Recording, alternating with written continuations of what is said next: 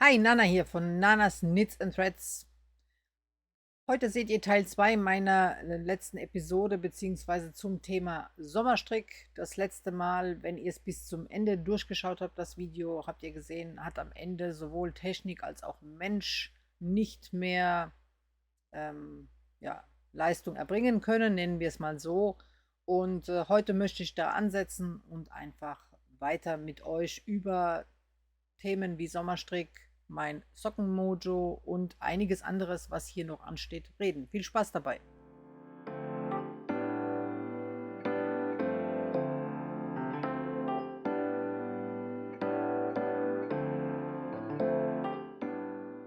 Ja, der Sommer ist jetzt nun absolut hier angekommen. Draußen ist es knackige 36 Grad. Es ist mittags. Ich gucke gerade mal auf die Uhr. 1 Uhr. Sonntag heute. Welches Datum? Hab's nicht im Kopf. Der 21. heißt hier drinnen, die Rollläden sind unten, es ist dunkel wie immer und draußen kaum auszuhalten. Also zumindest für mich. Ich muss heute nicht raus, da wir ja arbeitstechnisch auch outdoor arbeiten, sind wir unter der Woche genug unterwegs und genug draußen. Ich genieße dann eher die Abendstunden. Aber euch allen wünsche ich trotzdem, dass ihr Spaß und Freude an den Sommertemperaturen habt, denn diese bescheren uns ja auch neue Strickthemen, wie zum Beispiel Sommerstrick, über das ich jetzt in den kommenden Minuten mit euch reden möchte. Und ja, ich denke mal, die ein oder andere wird auch oder der ein oder andere wird auch mit dem Fußballthema beschäftigt sein. Mich persönlich tangiert es jetzt gar nicht so sehr. Für mich gibt es nur einen Gewinner schon vorneweg, und zwar Bosnien-Herzegowina, denn die haben den besten Fußballsong.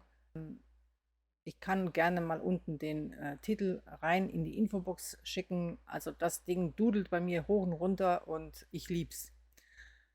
Apropos Songs, da komme ich später auch noch mal auf die Eurovision zurück. Die ist zwar schon vorbei, aber ich möchte trotzdem noch einmal darauf eingehen, denn Musik, was gibt's Schöneres? Zumindest nimmt Musik sehr viel Raum und Platz bei mir in meinem Leben ein, da ich es liebe. Also ich verzichte lieber auf Bild statt auf Ton. Und ja, ich würde sagen, damit heute das Video möglichst auch wirklich mit den Themen, die ich schon das letzte Mal vorgesehen habe, sein Licht der Welt erblickt, starte ich gleich mal durch und quatsch gar nicht mehr so lang. An mir seht ihr mein neuestes Design, was noch im Teststrick ist. Das ist das Maya-Shirt. Und das hatte ich im letzten Video euch gezeigt. Genauso wie auch hier im Hintergrund das letzte Design des Wild Daisy Tee. Also falls ihr mein Video noch nicht gesehen habt, dann geht gerne auf Episode 38. Und passend natürlich dazu, wir sehen hier ist ein Sommergarn, das ist die Linnenblume und die Arctic Pearl von Pasquali. Und ich selber habe das Shirt hier aus der Sami von Amano gestrickt. Da hole ich euch gleich mal schnell den Strang. Habe ich natürlich vergessen mitzunehmen. Ja, das Shirt, wie gesagt, ist von der Sami von Amano. Da sieht man sie schön. Hergestellt in Peru, ist ein Sportweight Garn, 100% Bio-Baumwolle, wen es interessiert. Gehört zur Soul Wool bzw. Selected Yarns Family. Also auf deren Seite findet ihr Amano und habe ich auf der H&H neu für mich entdeckt. Möchte ich aber mehr darüber reden, wenn das Shirt beendet ist, also sprich, wenn es released wird. Der Teststrick dauert ja noch an und ich muss sagen, dass viele meiner Teststricker, fast alle, die Sami bestellt haben. Netterweise hat mir die Selected Yarns Family also einen großzügigen Rabattcode gegeben und die sind alle davon begeistert. Also auch die, meine Teststricker, die übrigens absolute Engel sind. Also ich bin dankbar für diese Menschen, die ihre private Freizeit dafür aufwenden, um mit mir mein Design durchzustricken und meine Fehler vor allem zu verbessern. Denn ich hatte schon gleich zu Anfang einen kapitalen Fehler. Ich habe meinen Anfangsrundenmarkierer versetzt, also aus dem Shirt anders versetzt, damit das besser passt, und habe aber den falsch gesetzt, und somit waren wir alle erstmal am Ribbeln, und trotzdem muss ich sagen, die sind alle super. Keiner war ähm, irgendwie unfreundlich zu mir oder böse auf mich oder so. Ja, ich mache es ja, wie gesagt, neben meiner Vollzeitarbeit mache ich es sehr gerne. Ich liebe Dinge für mich zu konstruieren, und da mich viele letztes Jahr in Kassel auf das Shirt angesprochen haben, das habe ich schon im letzten Video erklärt, ja, habe ich beschlossen, das dieses Mal aufzuschreiben. Aber es ist halt was anderes, es für sich selbst zu machen, als wie dann eben für verschiedene Größen. In dem Fall sind es 7, dann nochmal hochzurechnen und dann zumindest für mich, ja, immer alles im Blick zu haben. In dem Fall hatte ich es eben nicht. Aber Teststricker sei Dank, Teststrick Engel nenne ich sie mittlerweile. Wir sind jetzt auf dem Weg. Wenn es dann released wird, möchte ich noch mehr über das Shirt erzählen. Ich zeige euch aber hier nochmal die Farbe Nummer 1. Und das letzte Mal im letzten Video hatte ich diese Farbe an. Und ich liebe dieses Grün übrigens. Das ist so ein Smaragdgrün, was aber leider nicht jeder gut trifft. In dem Fall hat es Lana Grossa super gemacht. Aber diesen Ton liebe ich, finde ich schwer.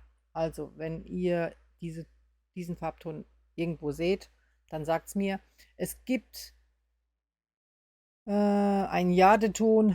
Jade kann ich auch tragen, aber der hat einen kühlen Unterton. Ich weiß nicht, Jade geht dann doch ins Blau, und Blau, also auch das hier ist ja ein Blauton, so ein Blaugrün, ist nicht immer, also mag ich nicht immer an mir sehen. Das gleiche gilt auch für Braun. Diesen Braunton mag ich, aber Braun ist eine Farbe, die ich oft meide, weil sie, wenn ich sie anhabe, mich alt und müde aussehen lässt, und ich habe so das Gefühl, das unterstreicht auch nochmal jede Falte, aber vor allem die tut mir nicht gut. Also sprich, das mit meinem Hautton sieht Braun bei mir oft ja, aus, als wäre ich einfach in dem Moment sehr müde, sehr gestresst oder halt eben auch ausgelaugt. Ja. Aber diese zwei Töne mag ich, und das ist, wie gesagt, 1 und 2, und das ist Maya Shirt 3. Die Farbnummer, in dem Fall ist es die 1810, ist ein schönes mintiges Blau. Ich liebe Aquatöne, also die gefallen mir wieder, weil Aquatöne meistens in den Grünbereich gehen, und deswegen mag ich diese Töne, da kommen wir auch später nochmal dazu. Ja, egal wie, wir reden also über die Sami noch einmal in der nächsten Folge und auch über mein Maya-Shirt. Ich trage es jetzt heute extra im Video, um mal zu sehen, wie sich das denn anfühlt, wenn ich es länger anhab. Beziehungsweise einen Tag hatte ich es schon mal an. Ein Tragegefühl, das ist ja 100%ige Baumwolle, finde ich gut. Es hat eine wollige Haptik, also die Weichheit und wie es sich verstrickt anfühlt. Fühlt sich an wie ein Merino-Garn. Schaut auch bei Bewegtes Christinchen vorbei. Sie hat ebenfalls die Sami verstrickt. Und ich möchte jetzt aber sehen, wenn ich es öfter anhab, ob man da ein Pidding sieht, ob sich sonst irgendwie was mit dem Garn verhält oder wie sie es anfühlt. Ja, was gibt es noch zu sagen? Bevor ich mit meinen Projekten weitermache, möchte ich zum Thema Seide noch mal was sagen. Im Live. An der Stelle möchte ich sagen, falls ihr die Lives noch nicht gesehen habt, ich hatte mit Jenny von Gar nicht wahr und mit Julia von Lorelei Strickt aus Österreich ein Live. Da ging es um das Thema YouTube, was man damit verdient und was YouTube macht, also wie wir Creator, kreativen Menschen mit YouTube umgehen wollen und können. Es liegt ja nicht immer alles in unserer Macht und Hand. Und das Video seht ihr noch bis zum Ende des Monats. Und danach hatte ich ein Live geplant mit Marie von Mabel Knitting, die aber kurzfristig ausgefallen ist wegen Arbeit. Kann vorkommen. Das ist so, das kann ich auch nicht immer kontrollieren, die Arbeit. Und habe dann aber beschlossen, zusammen mit Bernadette von Webetante, dass wir das live gemeinsam machen, also zu zweit. Sonst habe ich ja immer 3 Leute im Live, mich und 2 weitere, aber in dem Fall haben wir es zu zweit gemacht und es war auch gar nicht so doof, denn Bernadette konnte ausführlich erzählen zum Thema Farbe und Garn und Färben, Wolle und was man so macht und was man so beachten kann. Also sie konnte ausführlich in dem Live darüber reden.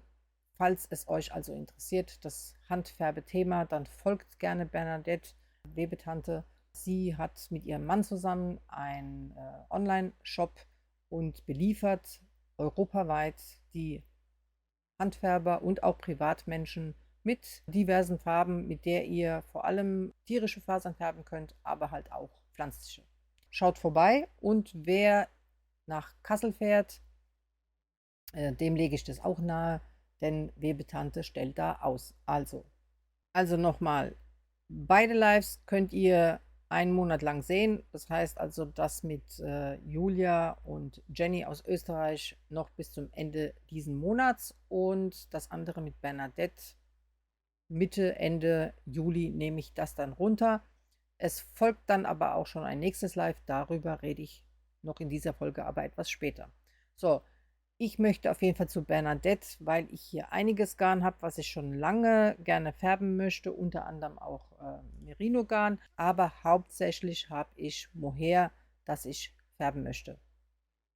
Warum Mohair habe ich mir geholt, weil viele Handfärber das nicht in Klammern mehr färben, weil es nicht gut abgenommen wird. Die meisten von euch wollen andere Flauschgarne, weil sie Mohair als kratzig oder juckend empfinden. Für mich ist das nicht so und mein Lieblingsgarn ist Mohair. Also ich finde, kein anderes Flauschgarn kommt an die Optik von Mohair ran. Mohair machen alle, also in Kombination mit Mohair sehen alle Strickstücke viel eleganter aus, viel hochwertiger. Die Maschen scheinen immer noch durch. Mohair hat so einen schönen Halo, was es drüber legt und auch einen schönen Glanz. Und ich liebe Mohair, dementsprechend habe ich mich mit umgefärbtem Mohair eingedeckt und möchte das angehen und möchte bei Webetante, das wollte ich letztes Jahr schon, das mache ich jetzt eben dieses Jahr in Kassel, auf jeden Fall Farben mir kaufen und zu Hause mir Mohair selbst färben und dann halt eben auch die anderen Garne, die ich noch zu Hause habe.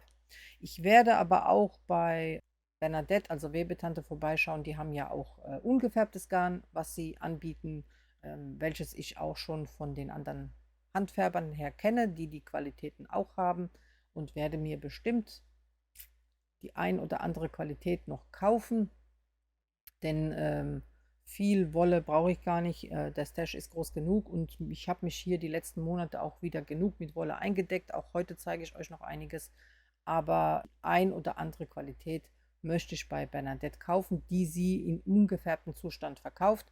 Das heißt also, falls ihr Lust habt, selbst euch zu probieren zu Hause, könnt ihr bei Bernadette vorbeischauen, sie auch fragen, was es denn da zu beachten gibt und ja, einfach mal selbst testen. Ich bin immer dafür, bevor man bei anderen mitmischt bzw. erzählt, was wer hätte besser machen können, sollte man es doch selbst einmal versucht haben. Das gilt sowohl für Anleitungen schreiben als auch für Garne färben, das Nähen, Häkeln, Konstruktionen verstehen. Das sind Dinge, die muss man auch selbst erstmal begreifen, bevor man dann halt eben weiß, wo hätten denn die anderen mal das besser machen können. Ja.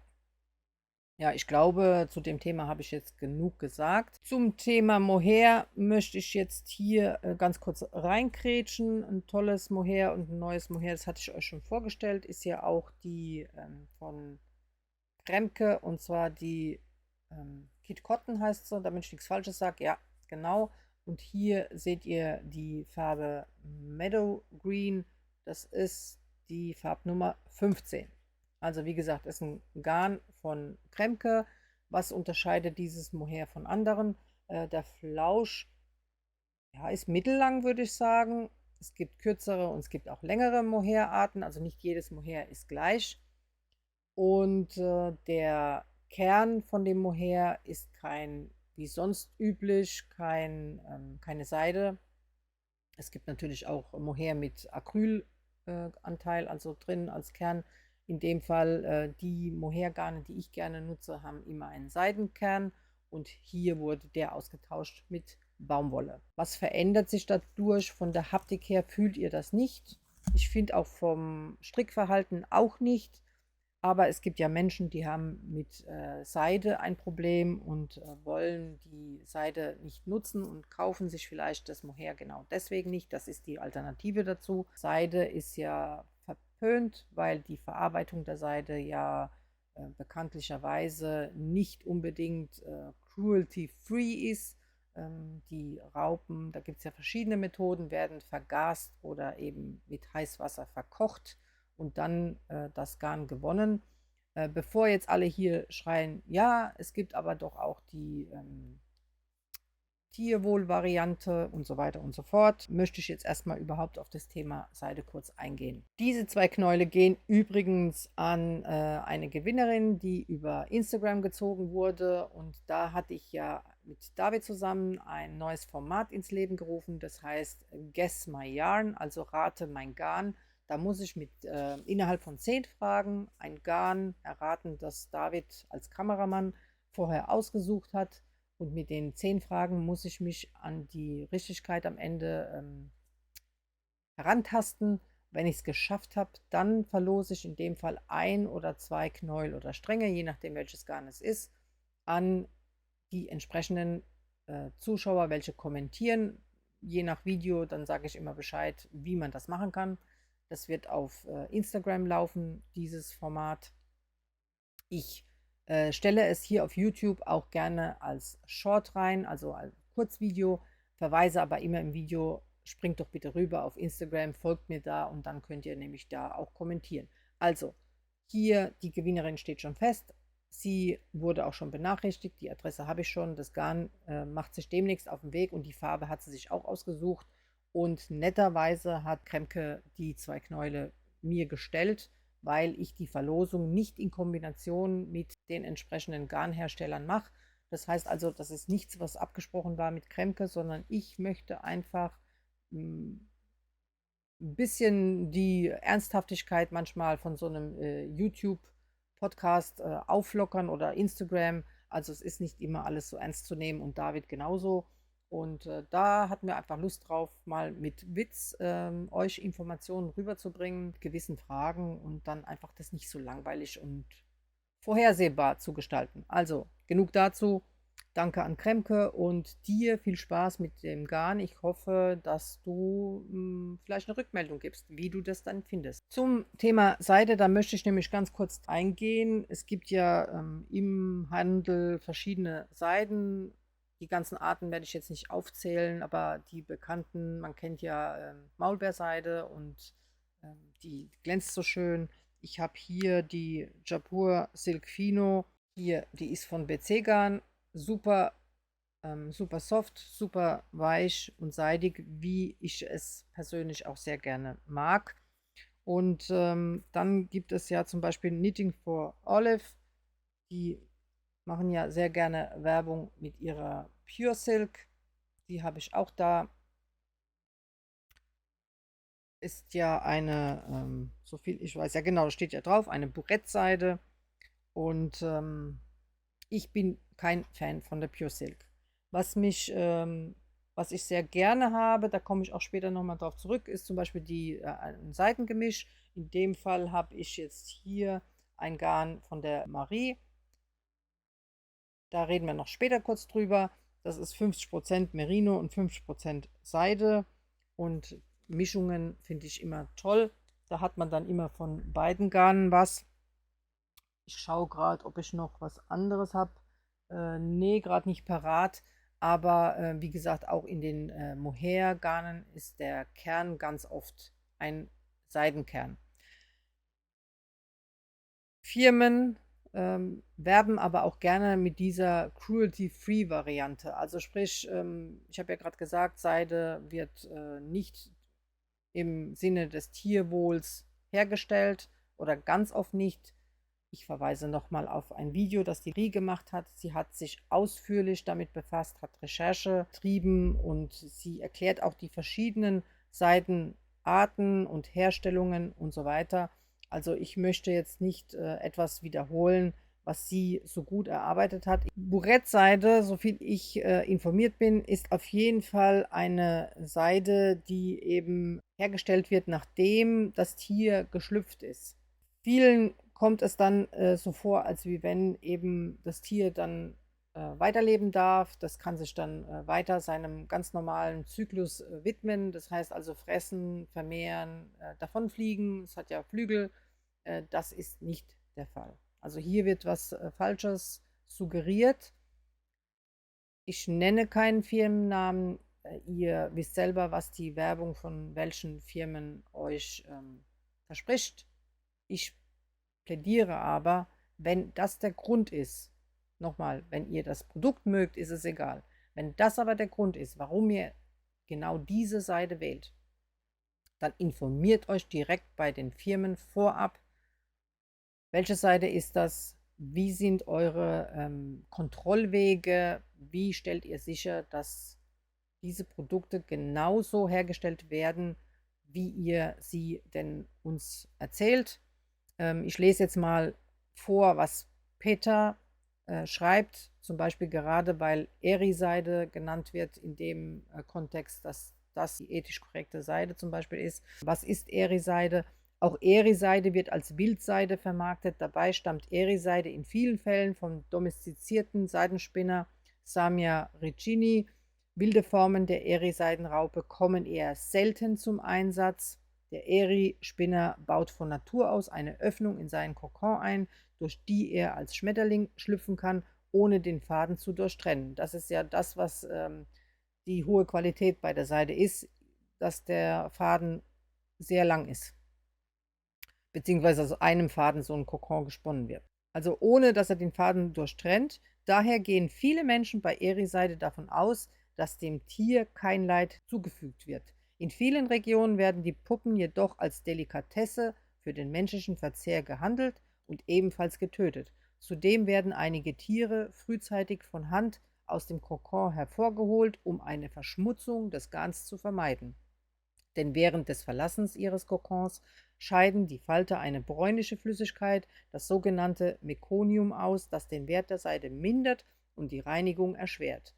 Da die Produktion von Seide sehr kleinteilig ist und die Faser häufig von vielen einzelnen Familien produziert wird, ist es fast unmöglich zu kontrollieren, ob die Tiere in den Kokons tatsächlich leben durften oder eben doch durch Hitze getötet, frühzeitig aus ihrem Kokon entfernt oder gar verzehrt wurden. Also es gibt auf Peter einen ausführlichen Bericht über Thema Seide. Ich werde es unten anhängen. Ich wollte euch das hier nur nochmal deutlich machen, denn mich regen Werbungen auf, die uns Kunden auch per Video, nicht nur per Text, suggerieren, dass genau dieses Garn und diese Seide viel ethisch korrekter wäre als Garn XYZ. Ich persönlich kann mit meinem Gewissen leben in diesem Fall. Ich kaufe trotzdem sehr gerne Seide. Das gehört auch zu einem meiner Lieblingsgarne, genauso wie Angora. Ich muss entscheiden, wie viel ich davon kaufe, wie viel ich davon verarbeite. Ich möchte aber nicht, dass mir jemand erzählt, dass mein Garn schlechter wäre als das von eben XYZ. Das ist nämlich in dem Fall nicht hundertprozentig nachgewiesen und vor allem auch nicht zu deklarieren von den Firmen. Und nochmal, fragt genau nach, lasst euch genau das erzählen von eurer Lieblingsfirma, wie sie denn diese Ketten und Wege dokumentieren und wo man das denn nachverfolgen kann. So, das ist das Einzige, was ich hier weitergeben möchte, denn auch große Designernamen, ich sage nur Sari Nordlund, wissen auch nicht immer alles. Auch wir YouTuber geben auch nicht immer korrekt alles weiter. Deswegen lest es korrekt auf der Peter-Seite nach oder auf anderen Quellen nach. Könnt ihr ja selbst recherchieren. Und ja, zum Thema Pure Silk oder Burettseide. Ich persönlich mag Burettseide nicht. Die ist aber, ich sehe auch nicht nur bei Knitting for Olive, sondern auch bei anderen im Programm. Ich mag Burettseide deshalb nicht, weil das eine trockene Haptik hat und für mich das, was ich bei Seide suche, eben diesen Glanz, beziehungsweise jetzt macht hier eine Fliege rum. Also es tut mir leid, wenn die ab und an im Bild ist. Ich werde sie jetzt nicht jagen. Ähm, das weich fließende und fallende, das vermisse ich hier, und das fühlt sich halt in meiner Hand auch sehr trocken an. Also ich persönlich wähle lieber das oder eben ein Seidenmischgarn und ziehe es der Borettseide vor. Bin auch influenced worden und habe am Anfang unter Corona, wo ich das alles hier entdeckt habe, die Strick-Community und überhaupt Stricken über Instagram und YouTube, mich dazu hinreißen lassen, Pure Silk zu kaufen, und zwar mehrfach, und habe sie verstrickt und ich mochte sie kein einziges Mal. Jedes Mal dachte ich, ich müsste mich durchquälen, ich würde mich schon dran gewöhnen. Nein, nicht. Und was ich halt vor allem nicht mag, und ich habe das für einen Teststrick hier gekauft, und zwar war das Melides-Dress von der Designerin Red Knit. Das war eins der ersten Designs, die sie gemacht hat, und sie hatte das vorgeschlagen und ich hatte das Garn gekauft und wollte das für sie teststricken. Also das war so parallel. Ich habe also hier kein Fail, sondern ich habe es trotzdem nicht fertig gestrickt, aber ich musste es nicht machen, ich wollte es machen. Und das zeigt es deutlich. Ich lege es mal hier noch höher an. Vielleicht kann man es doch sehen. Und zwar, nee, ich schalte es jetzt mal in die Kamera. Man kann es hier sogar sehen. Also es ist schon gewaschen, gespannt und geblockt und es verzieht sich.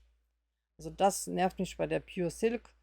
Ihr seht sogar in der Kamera nicht genau, wie viel das sich verzieht, aber es ist ja, es ist ein Parallelogramm und kein Quadrat. Und das ist nicht, weil ich es falsch gespannt habe, sondern ja, so will das Material in seine Form, und deswegen mag ich es nicht. Natürlich werde ich die jetzt trotzdem irgendwie verstricken, aber ich kaufe die seitdem nicht mehr, und daher gehört das Garn nicht zu meinen Lieblingsgarnen, und Burettseide als Oberbegriff sowieso nicht. Ja, das an dieser Stelle, genug zur Seite. Im Video wurde das gefragt, beziehungsweise im Live, was wir denn zur Maulbeerseide sagen. Also wie gesagt, mein Gewissen kann es vertragen. Genau an der Stelle möchte ich noch sagen, wenn man denn Tierwohl und so weiter im Blick hat, und das ist ja auch okay so, also sprich, wenn man die Insekten da inkludiert, dann denke ich, sollte man halt eben auch bedenken, dass gerade dieser Protein-Hype, den wir ja jetzt haben, meistens durch Insekten beziehungsweise in pulverisierter Form abgedeckt wird. Ja? Und überhaupt müsste man das ja auch im Blick haben, dass man das aus seiner Ernährung auf jeden Fall herausnimmt und ganz genau sich damit befasst, woher denn die einzelnen Proteine herkommen, und wie die denn ja, produziert werden. Das wollte ich an der Stelle sagen. Mehr auch nicht. Ich habe mich mit dem Thema nicht mehr tiefer beschäftigt, denn wie gesagt, ich komme damit klar, muss aber jeder für sich selbst entscheiden. Aber ich wollte nur nicht, dass hier von diversen Influencern, Designern, wie auch immer, suggeriert wird, da gibt es eine gute und eine schlechte Variante. Die gute gibt es, aber die ist so selten und die kann in den Massen gar nicht produziert werden. Also da müsstet ihr auch wahrscheinlich richtig tief in die Tasche greifen. Da fragt sich dann, oder da stellt sich dann die Frage, lohnt sich dann das überhaupt? Ja, also so viel dazu. Das gleiche gilt auch für Kaschmir übrigens. Kaschmir ist nicht ohne Grund so teuer. Ich springe jetzt auf das Thema noch über, denn die Kaschmir-Ziege bzw. Angora-Ziege ist es ja, die kann gar nicht so viel Haar produzieren. Sie kann auch nicht überall gehalten werden. Deswegen gibt es halt wenig davon. Mittlerweile ist aber dieser Kaschmir-Hype so angestiegen, dass diverse Firmen diese Fasern auch synthetisch herstellen. Und zwar so gut, dass man den Unterschied fast gar nicht spüren kann, beziehungsweise gar nicht spüren kann. Also auch da würde ich mich dann, wenn ich schon unbedingt Wert lege auf diverse Qualitäten und Garne, ganz genau mit den Firmen auseinandersetzen, um zu wissen, ja, das ist genau das, was ich gesucht habe. Wenn es mir egal ist und ich einfach mit der Haptik vom Garn fein bin, dann kann ich mir die Arbeit sparen, dann ist es auch okay. Ja. Zum Thema Sommergarn und Teststrick möchte ich noch was sagen. Und zwar habe ich noch ein Shirt, Meyer Shirt Nummer 4 auf den Nadeln. Das zeige ich euch jetzt gleich hier. Und zwar kann man so viel aktuell sehen, also nicht viel. Da habe ich das Garn von Christiane verstrickt, Les Minutes. Das ist die Harissa in der Farbe Eukalyptuswald. Wurde mir letztes Jahr dankenswerterweise von Christiane geschenkt. Da habe ich 2 Stränge davon und ich habe beschlossen, mein Meyer-Shirt Nummer 4 draus zu stricken. Hätte ich schon lange fertig, aber wie ich im letzten Live erwähnt habe, ich bin für mich selbst die schlechteste Teststrickerin überhaupt. Ich meine nämlich immer, ich kann es aus dem Kopf. Ich brauche auf meine Notizen nicht schauen. Also das ist jetzt nicht das erste Mal. Das passiert mir immer wieder, wenn es um meine eigenen Strickstücke geht. Dann meine ich immer, ich weiß es aus dem Kopf. Ich meine das aber auch nicht nur einmal. Ich ziehe es dann auf, wenn es einen Fehler gibt. Ich bin dann auch der Überzeugung, auch beim zweiten und dritten Versuch, dass ich ja jetzt weiß, wo der Fehler war und das jetzt immer noch aus dem Kopf kann.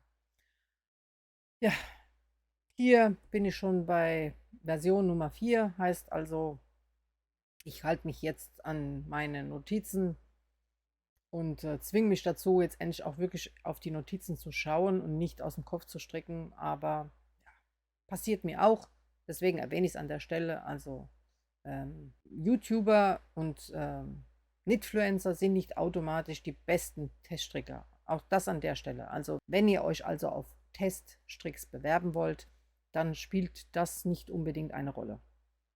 Äh, Zahlen irgendwo auf irgendwelchen Plattformen sind schön, um das Produkt zu bewerben, aber wenn die Ausführung von dem Teststrick nicht gut ist und nicht korrekt gemacht wird, dann bringt mir das als Kreative, als Designende auch nicht viel. Das ist dann eher kontraproduktiv. Also bewerbt euch ruhig, auch wenn ihr meint, ihr seid vielleicht zu klein oder habt nicht genug Zahlen auf Instagram oder sonst wo. Das muss nichts heißen. Also immer wieder versuchen. Ihr dürft halt nicht vergessen, wenn es viele Bewerber gibt, klappt es nicht immer beim ersten Mal. Aber ich habe es auch immer wieder bei diversen Leuten versucht und dann irgendwann hat es geklappt. Nicht regelmäßig, aber mal. So, jetzt switch ich rüber zu Marie von Marble Knitting. Bei ihr laufen aktuell 2 Teststricks, einmal für das Poly T und dann für das neue Silent Lines Top. Beides sehr schöne Designs. Und ich hatte, als sie sich entschieden hat dazu, Garn zu färben und ihr Lieblingsgarn ist die Merino Seide, kann ich voll verstehen, habe ich mich entschieden, 2 Stränge diesen Blautons bei ihr zu bestellen. Also das ist schon länger her, das ist die Farbe Vergissmeinnicht. Sie hat eine ganz tolle pastellige Palette. Die waren ohne Grund bestellt, also ich wusste noch nicht, was es werden soll. Und als sie dann aber ihr Poly-Tee herausgebracht hat, habe ich gedacht, okay, also diese beiden Qualitäten von Rico Design, das Make It Blümchen in Weiß hatte ich auch da, die möchte ich zu einem Poly-Tee verstricken. Aktuell bin ich soweit.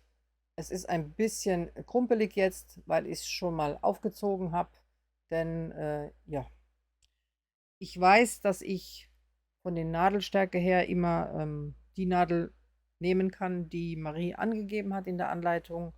Ich hatte in der Anleitung 3 mm gelesen, habe aber die Qualität hinten dran nicht gelesen, habe mit 3 mm angefangen, hat auch schön ausgesehen. Und dann sagte Marie, meinst du nicht, dass das zu klein ist? Und dann habe ich gesagt, nö, steht ja da 3 mm und ich treffe immer deine Maschenprobe, weil ich schon mehrere Sachen für sie gestrickt habe oder von ihren Designs. Und dann hat sie gesagt, ja, aber da ist doch 3,5 für Merino-Seide.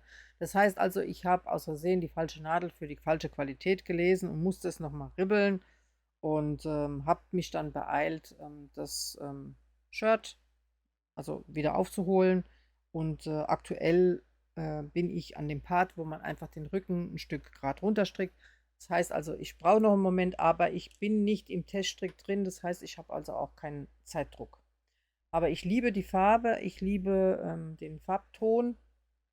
Ich mag auch, dass die Make It Blümchen Pailletten da so ein bisschen ein Farbspiel reinbringen, also fürs Auge, dass das immer so mal wieder rausblitzt. Und ich kann mir das richtig super vorstellen, aber ich denke nicht, dass ich es bis Kassel fertig stellen kann. Vielleicht nehme ich es aber für den Strick mit. Also ich freue mich auf jeden Fall, das macht sehr viel Spaß. Und schaut bei Marie vorbei. Wie gesagt, das ist meins. Vergiss mal nicht und Make It Blümchen mit der Farbe Weiß. In dem Fall ist es die 004. Ja, wo ich aber beim Teststrick dabei bin, also ich bin beim Silent Lines Top dabei. Da bin ich auch in der Slack-Gruppe. Und da hat sie dankenswerterweise ein Vollsponsoring gemacht. Das ist ja nicht selbstverständlich. Also für die anderen Teststricks hat sie, ich meine, 50% Rabatt gegeben. Ja, es war auf jeden Fall ein großzügiger Rabatt. Und diesmal hat sie sich entschieden, sogar ein Vollsponsoring zu machen. Deswegen hat sie überhaupt erstmal mit dem Garnfärben angefangen, weil sie zum einen ihre Farbpalette zu ihren Designs haben wollte und auch den Teststrickern ein Dankeschön zurückgeben wollte. Und ich hatte Glück. Ich habe diese Farbe erhalten. Das ist das Minz-Sorbet. Und grün ist ja eine meiner Lieblingsfarben. Grün und Rot. Und dann folgen die anderen. Und das, wenn ich das schon sehe, das wird richtig schön. Da freue ich mich drauf. 50 Gramm Stränge hat sie mir geschickt und einen habe ich schon gewickelt. Mit dem starte ich heute. Da freue ich mich drauf. Und schaut bei der Marie vorbei auf ihrer Webseite. Sie vertreibt das Garn auch in der Stückzahl, in der sie hat das eben färben können. Das macht sie ja nebenher, neben ihrem Vollzeitjob. Und ja, also vielen, vielen Dank. Ich freue mich darauf und werde auf jeden Fall heute Abend loslegen. Und dann können wir mal schauen im nächsten Video, wie weit ich denn schon bin. Bevor ich weiter im Programm mache, möchte ich ein Rezensionsexemplar in die Kamera halten. Und jetzt komme ich wieder auf das Thema Eurovision zurück. Ich weiß nicht, ob ihr geschaut habt, aber ich hatte sehr viel Spaß dieses Jahr. Vor allem habe ich mich im Hintergrund mit der lieben Anne von Kanal So wie Anne sowie mit Christine von Bewegtes Christinchen zusammengeschlossen, beziehungsweise ich habe gemerkt, die beiden schauen auch. Wir schauen das in meiner Familie schon seit ich Kind bin, traditionell auch jedes Jahr. Wir freuen uns immer auf die verschiedenen Länder und vor allem auf die verschiedenen Sprachen, was ja leider die letzten Jahre abgenommen hat. Es wurde ja alles jetzt auf Englisch umgestellt. Ich würde mir wenigstens wünschen, dass eine Strophe in der Muttersprache gesungen wird. Hätten sie mal als Bedingung machen können, so damit alle gleiche Chancen haben zu gewinnen. Aber wir schauen das auf jeden Fall und dann wird es zelebriert. Also wenn wir nicht dabei grillen oder Essensparty machen, also alle zusammen, jeder bringt was mit und dann wird kommentiert, wie war die Performance, wie war das Lied, was das Bühnenoutfit und so weiter und so weiter. Und am Ende tippen wir dann untereinander immer, wer sind die Favoriten, Platz 1, 2, 3.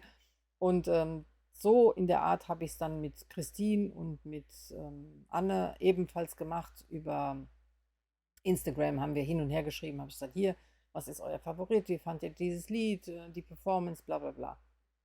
Da habe ich mich auch sehr drüber gefreut, hat mir viel Spaß gemacht und viele Grüße an der Stelle auch an Anja, an Christines Freundin genauso, sie hat auch mitgemacht und ich habe dann gesehen, dass der Prestel Verlag anlässlich des 70 Jahre Eurovision dieses Buch herausgebracht hat und da halt eben viele Geschichten enthalten sind über Sieger, denke ich mal, und auch Verlierer und wie es überhaupt dazu kam. 1950er ging das los, also in den 50er Jahren. Und ja, aber darf nicht fehlen. Und ich denke, dass es da auf jeden Fall noch den ein oder anderen Skandal oder Geschichte und so weiter zu erzählen gibt. Habe ich geliebt. Lenas Performance fand ich klasse. Auch überhaupt, wie es dazu kam, fand ich super. Ich kann mich noch an Celine Dion erinnern. Ähm, hat nicht zu meinen Favoriten gehört, muss ich an der Stelle sagen. Also ich mochte es nicht, aber das ist halt nun mal so. Man weiß bis zuletzt nie, wer es denn wird. Und ja, ich bedanke mich auf jeden Fall beim Prestel Verlag. Und ich finde, wenn ihr Eurovisionsfan Fans seid, dann ist es auf jeden Fall ein tolles Buch, um die Geschichte dahinter und mittendrin vielleicht durchzulesen. Aber ich sehe halt auch, dass wenn man Kinder hat und die nächste Generation, vielleicht auch Enkelkinder, man genau das mit den vielen Bildern auch mal durchgehen kann zusammen und dann halt mal auch die Lieder abspielen kann. Also auch unsere Kids, die ja mittlerweile erwachsen sind, haben da Spaß dran und hören sich dann die Eurovisions-Playlisten an und geben genauso ihren Senf ab, wen sie gut fanden und wen nicht und wer bleiben darf und wer weg kann und so weiter. Also ich finde, das ist ein guter Anstoß, um generationsübergreifend miteinander zu kommunizieren und auch Neues zu entdecken, denn ich weiß auch nicht alles und ja, wollte es euch mal hier vorstellen und vielen Dank an den Prestel Verlag für dieses Exemplar. Ja, und zu bewegtes Christinchen möchte ich noch was sagen. Ich hatte im vorletzten Video von euch gezeigt, ich habe im April Geburtstag gehabt und sie hat mir überraschenderweise ein paar Socken geschickt und gestrickt. Und das waren diese hier, wunderschön. Bin ich ihr auch absolut dankbar. Und die liebe Malvina, ich verlinke euch ihren Kanal hier unten. Das war ihr Design, das wurde da released, das habe ich gar nicht mitbekommen. Irgendwie ist es an mir vorbei. Ich habe es nicht miteinander verknüpft und wollte es hier nochmal an der Stelle zeigen. Also wie gesagt, Malvina hat auch für mein Wild Daisy Tea Test gestrickt und es in ihrem Video bzw. Kanal vorgestellt. Aber ich möchte auch auf ihr Design hinweisen und werde euch auf jeden Fall unten in der Infobox das verlinken. So viel dazu. Dann weitere Finished Objects. Ich hatte, wie ich ja gesagt habe, im April Geburtstag und da haben mich 2 Stränge erreicht von der lieben Steffi von Peacock Garn und ein Strang war die Aprilfärbung, die ihr bei ihr noch auf der Webseite finden könnt und da sind diese wunderschönen Söckchen fertig geworden. Auf Instagram wurde kommentiert, dass das aussieht wie Wassermelone und ich muss euch sagen, ich finde ja. Die dunklen Farben, also das hier oben ist Homespun House. Das habe ich noch aus einem Sockset über gehabt, einen Mini. Die Hauptfarbe hier aber so rum, hier ist ähm, die Aprilfärbung von der lieben Steffi. Wie gesagt, schaut bei Peacock Garn vorbei. Und also ich habe immer noch halb so viel vom Strang übrig. Das heißt, ich kann also noch ein zweites Paar Socken herausstricken. Bin ich auch total happy. Ich habe Größe 37, 38 und freue mich so. Habe da total Freude gerade im Moment daran und versuche dieses Socken-Mojo, also das Stricken, beizubehalten. Die Christine ist mir da auch echt eine Motivation. Sie, ich habe ja schon im letzten Video gesagt, sie triggert mich da etwas, aber auf positive Art. Also, dank dir, liebe Christine, bin ich noch dran. Mal sehen, wie lang. Auf jeden Fall fand ich aber spannend, dass sich da dieses Garn so streift. Also das ist so. Das macht es alleine. Finde ich, kann man den Garn nicht immer so ansehen. Deshalb plädiere ich auch darauf, dass die Handfärber ihre Garne entweder als Maschenprobe zeigen und wenn sie das eben nicht schaffen, weil sie es zeitlich selbst nicht machen können, aber auch niemanden die Arbeit überlassen können oder wollen, dann plädiere ich doch dazu, die Stränge wenigstens offen zu zeigen. Und da komme ich jetzt zum nächsten Finished Object. Ich habe nämlich fürs Knit My UFO von der lieben Yvonne von Knit Design bei YM 2 Stränge von diesem Garn als Dankeschön für das Zeigen und für die Werbung auf meinem Kanal zugesendet bekommen. Das ist DK-Stärke, was ich toll finde. Also ich habe meine Liebe für DK-Socken entdeckt und ich hätte, da bin ich ehrlich, den Strang so wahrscheinlich nicht gekauft. Ja? Nicht, weil ich die Farben hässlich finde, sondern ich hätte nicht gewusst, wie sich dann diese Farbe verstrickt verhält und habe in diesem Fall dieses Ergebnis. Also das sind die zweiten paar Socken, die fertig sind, die ich euch so noch nicht gezeigt habe. Und ich finde die ebenfalls wunderschön. Auch diese Streifen, also hier verlaufen sie diagonal, macht das Garn alleine. Hätte ich so niemals erwartet. Und ich zeige euch jetzt den Strang aber mal offen, damit ihr das seht. Passt ins Bild rein, ich muss mal gucken. So, genau. Ja. Und so sieht das offen aus.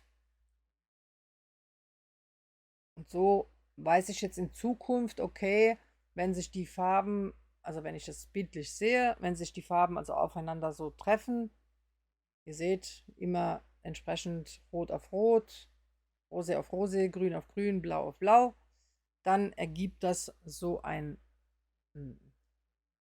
Streifendesign und ja, gefällt mir sehr gut. An der Stelle nochmal danke, Yvonne. Auch hier habe ich aus einem Strang DK-Garn, das sind 225 Meter auf 100 Gramm, habe ich ein paar Socken herausbekommen, 48 Maschen auf 3 Millimeter. Ich sehe mich selber nicht, deswegen muss ich jetzt nochmal gucken. Hier. Und habe also im zweiten Strang noch übrig und dann kann ich nochmal ein Sockenpaar stricken. Bin ich auch dankbar dafür. Aber auch das war Thema im letzten Live mit Webetante. Ich verstehe, dass einige Angst haben vor Kopien. Aber das ist die Krux bei der ganzen Sache. Alle kreativen Menschen müssen damit leben, dass sie kopiert werden. Vielleicht kopiert werden. Ich unterstelle jetzt nicht, dass es immer passiert. Das ist einfach Teil der Natur. Das geht genauso dem Schriftsteller wie auch dem Musiker so. Es geht dem Tänzer mit Choreografien so. Selbst uns bei der Arbeit, auch wir haben Outdoor zu tun und müssen diverse Sachen also kreativ gestalten. Auch wir leben mit der Möglichkeit im Nacken, dass eben unsere Arbeit, die ja offen zu sehen ist, eben von diversen Kollegen kopiert werden kann. Das ist einfach so. Ja? Oder es kommt jemand vorbei und sagt, ich kann das auch, ich kann es aber billiger. Man muss eben versuchen, seine Kunden an sich zu binden, indem man Vertrauen schafft, indem man vielleicht diverse neue Ideen immer wieder auf den Markt bringt, die und mit denen auch schneller ist als die anderen, um so halt eben zu garantieren, ja, dass man seinen Umsatz hineinholt, aber auch sein Business weiter auf stabilen Füßen stehen lässt. Krankheit kann einem da auch gerne reinkrätschen. Auch das sollte man im Blick behalten. Das heißt also, wenn man ein Mann oder eine Frau System ist, ich sage nicht Business, es gibt ja trotzdem Helfer, aber beim Färben halt System ist, dann ist das auch ein Risiko, was im Nacken sitzt und das kann man auch nicht kontrollieren. Also an der Stelle so viel dazu. So, ihr seht, ich mache mich sockentechnisch richtig gut gerade im Moment. Und ich versuche es wirklich beizubehalten. Und beim beste Restekal habe ich dann gleich weitergemacht und habe dann hier diese Socke herausbekommen. Da habe ich, jetzt weiß ich aber nicht, wo das Garn ist, doch hier. Da hatte ich einen Rest von das ist glaube ich Filcolana. Wer damit viel strickt, erkennt das Garn. Ich schreibe es unten rein. Ich habe es jetzt nicht im Kopf. Ich meine, es ist Filcolana und habe mir aus diversen Sockenprojekten, mein Schwiegervater strickt ja auch viel und so weiter, habe ich mir immer so Resteknäuel gewickelt und immer nach so ein paar Metern das Garn abgerissen und dann neues drauf gewickelt, damit es einfach bunt wird, ohne irgendwie Plan. Und das ist schon Jahre in meiner Schublade. Und jetzt habe ich beschlossen, das wird jetzt, wie gesagt, diese Socke und ich finde sie wunderschön. Die zweite muss ich noch anstricken. Das ist eine Größe 38 und ich denke, dass das auf jeden Fall eine Spendensocke oder ein Spendensockenpaar wird. Gefällt mir sehr gut. das wollte ich hier mit euch teilen. Also beste Restekal läuft bei mir auf Instagram. Wenn ihr Lust habt, könnt ihr mit einsteigen. Mit all euren Resteideen könnt ihr bei uns mitmachen bis mindestens Mitte Oktober. Also ich denke Mitte Oktober, so lange soll der Kall laufen. Und ja, das ist mal mein erstes Projekt, was ich hier zu meinem eigenen Kall mal beisteuern kann. Zum Thema Geburtstag, da kam dann noch ein zweiter Strang von der Steffi von Peacock Garn und den habe ich schon gewickelt. Der wartet hier schon auf seinen Einsatz. Ich überlege noch, ich hätte gerne noch dieses Grün zum Absetzen und da habe ich noch nichts Passendes im Stash gefunden. Ich muss aber auch noch mal genauer suchen. Und das gefällt mir so gut. Das ist so schön.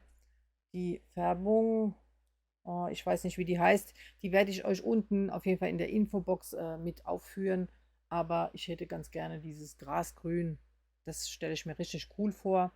Und da freue ich mich auch drauf, was das Garn denn in der Socke macht. Dann habe ich bei der Steffi auch nicht widerstehen können, die Tage. Und habe dann mir also für den Urlaub habe ich mir bei der Steffi ein Ringelflitzer gekauft oder gegönnt. Was steht denn drauf? Neon Sprint Self-Striping, also Classic Sock, 420 Meter, 100 Gramm. Sieht so aus. Da ist auch ein süßer Progress Keeper dabei. So, und gestreift, also es ist ein selbststreifendes Garn und gestreift wird das dann so aussehen. Und da war ich sofort verliebt, wo ich das gesehen habe, weil grün und orange, rot, pink, das sind so meine Lieblingsfarben. Das musste sein. Und ich wollte im Urlaub einfach Spaß haben. Wann wir genau in Urlaub fahren, weiß ich noch nicht. Das hängt bei uns immer von der Arbeit ab. Aber hallo, außerdem sieht es nicht gut aus. Also diese Farben, ihr merkt, ich transferiere immer so langsam in die nächste Farbe, stricktechnisch. Ja, ich fand das einfach geil. Das sieht einfach so toll aus. Ja, also da freue ich mich drüber. Selbststreifendes Garn ist unheimlich aufwendig zu färben. Ich habe mir das jetzt auch extra auf YouTube mal angeschaut. Ich weiß nicht, ob ich dran denke, denn wenn ja, dann mache ich euch mal einen Link unten rein. Also was es alles an Zeit braucht und was man tun muss, also Vorbereitung und dann auch wieder Nachbereitung, um überhaupt so einen Cake dann am Ende zu bekommen und dann vor allem, wie gesagt, diese Streifen. Also vielen Dank an der Stelle, Steffi, hast einen super Job gemacht. Schaut bei ihr vorbei, sie hat noch andere Farben. Wenn weg, dann weg. Ich bin happy, dass ich diese ergattert habe und da freue ich mich drauf. Und ein Geburtstagsstrang hatte ich mir ja auch bestellt, das hatte ich euch schon gezeigt. Und zwar hier von Herzfasern. Und das habe ich auch schon gewickelt. Sieht so aus.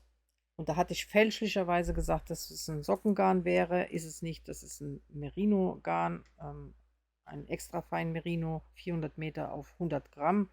Die Velvet Flower ist die Färbung. Und das ist Herzfaser Nummer 11. Also ich korrigiere an der Stelle. Und ich weiß auch schon, was ich daraus machen möchte. Ich habe nämlich im Stash noch die Alpaka Silk. Wurde mir von Strickfreundin Esther zur Verfügung gestellt.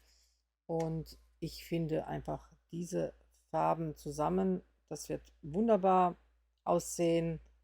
Und da ist ja auch noch so ein Türkis drin, also so ein Aqua. Und ich habe ein Angel Sweater von der Marie testgestrickt in so einem Aquaton, in so einem Mintton. Und möchte hierfür, das ist mit V-Ausschnitt, ich bin nicht so der Fan von V-Ausschnitt. Also ich trage es nicht gern. Ich schaue es mir gerne an, aber ich selber mag es nicht so an mir.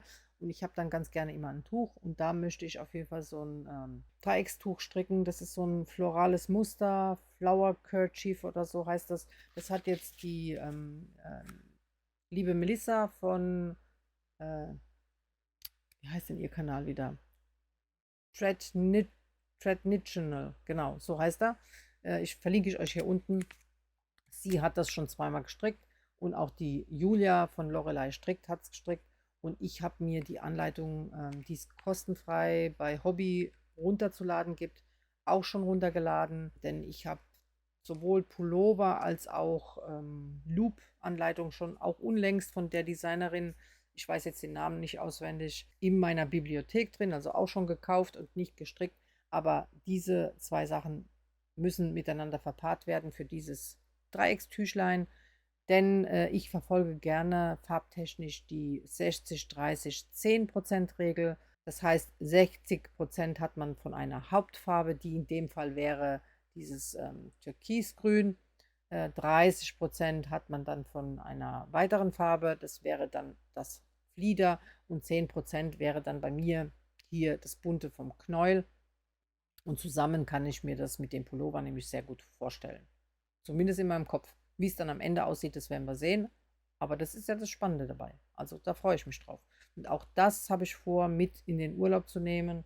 Das heißt also, das sind schon mal meine Farben, die mit dürfen, weil ganz ehrlich, im Sommer ist doch wunderschön. Auch unser Beruf, wie gesagt, wir haben auch Outdoor zu tun, auch mit Pflanzen. Da blende ich euch hier auch mal vielleicht gerade die Farbenvielfalt ein, die es im Moment bei den örtlichen Baumschulen zu kaufen gibt. Und das ist so schön. Oder beim Gärtner oder wo auch immer ihr eure Pflanzen herhaben mögt. Auf jeden Fall, ich liebe diese Farbenvielfalt und ich finde, man soll doch darin schwelgen und die genießen. Ja, dann komme ich zum nächsten Thema. Ein weiteres Finished Object und zum Thema wunderbare Menschen und ja, wofür ich dankbar bin. Also hier im Speziellen geht es jetzt einmal um meine Freundin Lilly, habe ich auch schon öfter erwähnt hier. Und mit ihr tausche ich mich dann immer aus, jetzt garntechnisch, also was sie von welchem Garn hält, was sie Neues entdeckt hat, was ich entdeckt habe und so weiter und so weiter. Und ein Garn, weil ich ja Leinen liebe, wenn es schön verarbeitet ist und sich haptisch gut anfühlt. Und in dem Fall hat sie das entdeckt. Das ist die Tencel Lino von Lana Grossa. Hat meine Freundin Lilly entdeckt. Und das ist ein wunderschönes Grün in dem Fall. Die Farbe ohne Brille 08. Und habe ich bei ihr in einem tollen beige-braunton und in einem super tollen Rosé gesehen und angefasst. Mal sehen, vielleicht leitet es mir mal für das nächste Video. Und fand ich super. Und auch das Design, was sie dafür ausgesucht hat zum Stricken, fand ich genauso toll. Denn die Designerin, der folge ich auch schon lang und habe auch gesehen, dass Julia von Lorelei Nitz die auch toll findet. Liebe Grüße an dich an der Stelle. Bevor ich es euch jetzt zeige, also das Garn, die Tenselino hat auf 50 Gramm 125 Meter, also ein DK-Garn. Sowohl meine Freundin als auch ich, wollten das verpaaren mit der Make It Perlchen. Die habe ich in Köln jetzt erst kennengelernt, die kannte ich vorher nicht. So, das ist dieses, also wie Make It Blümchen, nur mit kleinen, süßen Perlen. Also die sind wirklich klein. Es gibt im Video von der H&H, könnt ihr das mal sehen. Es gibt die Variante auch mit großen Perlen oder die kommt erst für Herbst raus. Das weiß ich jetzt nicht genau, aber auf jeden Fall habe ich beide Varianten schon gesehen. Und das ist jetzt die Farbe 04. Also diese beiden Farben miteinander verpaart ergeben dieses Shirt hier. Ja. Abschluss ist so und das ist so wunderbar. Auch die Haptik ist toll. Verstrickt hat sie 5 Knäuel. Das ist der Rest vom 5. Gestrickt mit 5,5 mm Nadeln. Also es ging wirklich ratzfatz. Wie ihr seht, hat das oben einen U-Boot-Ausschnitt, also kein vorne und kein hinten. Ich werde es aber immer so tragen, dass ich die Blätter auf der linken Seite habe. Ich habe noch kein Tragefoto. Falls ich es nicht schaffe, zeige ich euch das im nächsten Video. Also ein Tragevideo, Tragefoto. Und das auf weißer Leinenhose ist wunderbar. Also sowohl hier mein Wild Daisy ist ja aus Leinen und auch das hier, das ist jetzt etwas dicker, aber durch dieses Lochmuster macht es doch das Ganze nochmal luftig. Ich liebe auch diese Haptik. Es ist nochmal anders als diese Haptik. Es hat ja auch in sich, wie gesagt, Tencel. Ich schaue gerade mal, wie viel Prozent. Wir haben hier 51% Leinen und 49% Tencel. Das macht es ja auch soft in dem Garn und ich kann es empfehlen. Wie lange Lana Grossa das im Programm hat, weiß ich nicht. Also falls ihr Lust habt, das nachzustricken, wie gesagt, ich werde euch das Modell hier einblenden, also den Namen von dem Pattern.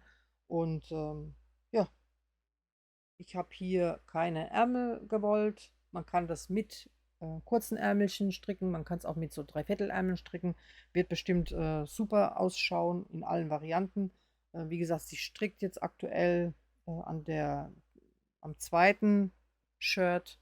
Und ich schaue mal im nächsten Video, dass ich euch das dann nochmal vielleicht in allen 3 Variationen mal zeige. Auf jeden Fall, meine Freundin Lili hat mir dieses nämlich komplett gestrickt. Ich habe nichts dran machen müssen, außer Garn kaufen. Also ich habe damit gar nicht gerechnet. Sie hat das von sich aus gemacht. Man sieht auch hier die Perlen hier und da blitzen. Das Tolle an den Make-it-Perlchen ist, die sind nicht so aufdringlich, sondern die sehen immer aus wie so kleine Wassertropfen auf dem Garn und die sind auch nicht so dicht. Das finde ich gut. Und ja, zu Lili habe ich gesagt, ich weiß nicht, wann ich es schaffen soll. Ich finde deins aber so schön. Und dann hat sie gesagt, kauf das Garn, ich habe Zeit, ich mach's dir. So, was soll ich sagen? Solche Menschen gibt es auch. Ich bin dankbar dafür. Ab und an darf man auch Glück haben. Habe ich in dem Fall, freue ich mich. Und zum Thema Glück, ich gucke nur gerade, was ich hier alles um mich herum habe, damit ich das dann noch sage. Zum Thema Glück muss ich auch sagen, seid ihr auch wunderbar, ihr Follower da draußen, weil nämlich mich hat ein Päckchen erreicht von der lieben Barbara mitsamt hier einem langen Brief, den ich nur kurz reinhalten will, damit ihr da nicht mitlest, in dieser schönen Karte. Und mit Barbara tausche ich mich per E-Mail schon längere Zeit aus, immer mal wieder, also nicht jetzt regelmäßig, aber die sind auch immer lang, die E-Mails. Wir unterhalten uns dann immer über das ein oder andere. Und sie hat gesehen, dass ich Julias Buchvorschlag geteilt habe aus dem Live. Und da ging es um die kurze Geschichte des Traktors auf Ukrainisch von Marina Lewicka. Und ich kannte das gar nicht, die Geschichte. Und Julia hat so davon geschwärmt, hat gesagt, das wäre so lustig gewesen. An das Buch erinnert sie sich gut und das wird sie mal teilen. Hat sie dann gemacht auf Instagram, habe ich dann weitergeteilt. Und Barbara hat gefragt, ob ich das Buch möchte. Sie hätte das nämlich doppelt. Ihr hätte das Buch auch sehr viel Freude gebracht. Und natürlich wollte ich es haben und das fand ich toll. Also sie hat es mir dann geschickt und jetzt ist es bei mir eingezogen. Also wird auf jeden Fall meine Urlaubslektüre. Und was steht drauf? 2 Jahre nach dem Tod meiner Mutter verliebte sich mein Vater in eine berückende blonde Frau aus der Ukraine. Er war 84, sie 36. Wie eine flauschige rosa Granate schoss sie in unser Leben, wirbelte trübes Wasser auf, brachte den ganzen Morast längst versunkener Erinnerungen wieder an die Oberfläche und trat unseren Familiengespenstern kräftig in den Hintern. Eine bewegende Familiengeschichte, ein witziger Zickenkrieg, ein kluger Kommentar über die Grenzen der Integrationsbereitschaft und sogar ein Abriss der ukrainischen Geschichte. Fand ich lustig, also egal, ob es jetzt eine Ukrainerin ist oder nicht, denn ich denke gerade, auch ich habe Migrationshintergrund. Wir Kinder, wir werden da einiges wiedererkennen, also wir Migrationskinder. Und da freue ich mich drauf. Und Barbara war so nett und hat mir sogar das Folgebuch bzw. beide Bücher von Marina geschickt. Das zweite heißt Karawan. Da muss ich mal schauen. Die Abenteuer einer Handvoll Erdbeerpflücker. Sie kommen aus Polen, der Ukraine, Afrika und China und wollen die Welt für sich erobern. Also klasse Themen. Da freue ich mich super drauf. Nehme ich mir ebenfalls als Urlaubslektüre mit. Vielen Dank an der Stelle, Barbara. Und nochmal, ich bin sehr dankbar für solche Menschen, die mein Leben mir verschönern, sei es mit tollen Worten, mit kleinen Geschenken, großen Geschenken. Die sind für mich sehr groß, diese Gesten, die eben meinen Tag schöner machen, gleichzeitig aber mir ermöglichen, das mit euch hier zu teilen und ja, euch zu inspirieren. Manchmal, es muss nicht immer das teuerste gekaufte Geschenk sein. Es reichen manchmal schöne Gesten, um jemandem anderen eine Freude zu machen. Das wollte ich an der Stelle sagen. Ja, also vielen Dank an euch beide, an Lili und an Barbara an der Stelle. Wer mir schon länger folgt, weiß, dass ich letztes Jahr zu Sommerstrickinspirationen, glaube ich. Also das Video verlinke ich euch auch hier, entweder als i hier oben oder unten in die Infobox. Da habe ich dieses Shirt schon mal gezeigt und auch das Garn mit Job dazu, weil ich das nämlich ebenfalls von meiner Freundin Lilly zum Geburtstag geschenkt bekommen hatte. Und zwar handelt es sich um Esperanza, eine Anleitung von der Mercerie. Wer die Mercerie in München nicht kennt, der kann ja gerne mal auf deren Webseite gehen, beziehungsweise die haben auf YouTube Videos. Ich folge denen und lasse mich auch gerne immer inspirieren. Finde ich ein ganz tolles Wollgeschäft, auch wenn es bei mir nicht, also München ist viel zu weit weg, um die Ecke ist, aber ich finde denen ihre Garnvielfalt spannend. Also was für Garne die da so vorstellen. Ganz tolles Geschäft, liebe ich, wäre nach meinem Geschmack, würde ich auf jeden Fall arm werden, wenn es bei mir um die Ecke wäre. Aber die Esperanza hatte meine Freundin sich gestrickt. Sie hat eine Schwester, die dort lebt und deswegen war sie auf dem Geschäft bei der Mercerie und hat mir dann aber als Garn die Lino Mucca geschenkt gehabt in Kombination mit einem Restmohair, was sie schon hatte. Deswegen weiß ich jetzt nicht, welche Qualität das jetzt ist. Und ich wollte auf jeden Fall die Lino Mucca mal testen, um auch hier euch berichten zu können, wie diese Leinenqualität ist. Die ist übrigens von Wollen Berlin. Gibt es auch Garnaussteller auf den Wollfesten, die diese Qualität im Programm haben und in Kombination mit anderen Garnen schon zu tollen Shirts verstrickt haben. Schaut euch mein Kassel-Video von letztem Jahr an. Da stelle ich eine vor. Ich habe das Shirt Esperanza in diesem Stadium. So, sieht wunderbar aus. Ist eine Rundpasse. Wie ihr seht, der Part der Ärmelabteilung ist schon durch. Vom Körper fehlt mir nicht mehr viel. Ich werde jetzt aber erstmal auf die Ärmel umswitchen, weil das mein letzter Strang von der Lino Mucca ist, um zu sehen, wie lang will ich die Ärmel. Ich muss das Shirt aber erstmal zwischenblocken. Ich habe gewartet, bis ich jetzt dieses Video drehe, dann blocke ich das mal zwischen und dann sehe ich, wie sich das verhält nach dem Waschen. Wo nehme ich die Zeit zum Stricken her? Nehme ich gar nicht, weil bei uns halt jetzt gerade auch arbeitstechnisch viel los ist, aber meine Freundin gesagt hat, komm, ich schlage dir die Sachen an, die du schon ewig anschlagen willst, gib sie mir einfach her nacheinander. Erstes Shirt war halt das Esperanza. Sie hat mir hier diesen Part gestrickt und den Rest habe ich gestrickt. Und da bin ich froh drum, denn für das Muster hätte ich jetzt gar keine Zeit, mich damit auseinanderzusetzen, auch wenn es nicht schwer ist. Aber genau das wäre der Grund, warum ich es geschoben hätte, weil ich einfach ja, jetzt keine Muße und Ruhe gehabt hätte, mich mit diesem Muster auseinanderzusetzen, welches wunderschön ist. Die Lino Mucca ist ein anderes Leinengarn als das Garn von Pasquali. Ich zeige es jetzt mal hier, vielleicht kann man es sehen. Ne, ich zeige es mal auf meinem Strickstirn. Und zwar, das Leinengarn ist kein Kettgarn, das heißt, es ist verzwirnt. Ihr seht, das geht dann auseinander. Und beim Kettgarn habe ich erklärt, das ist ja wie wenn ihr so einen Häkelfaden hättet und dann den nochmal verstrickt. So ist eben das Leinen von Pasquali hier. Also das sind die Unterschiede. Deswegen, ich wurde gefragt auf YouTube oder Instagram, ich weiß es nicht mehr, ob nicht das Leinengarn von Etna genauso wäre wie das. Nein, es gleicht eher der Lino Mucca, nur in dickerer Qualität und das kann man nicht miteinander vergleichen. Ja, auch die Tencel Lino ist genauso verzwirrend und nicht ein Kettgarn. Also diese Garne neigen auch zum Splitten, weil eben Leinen sich nicht miteinander verhakt.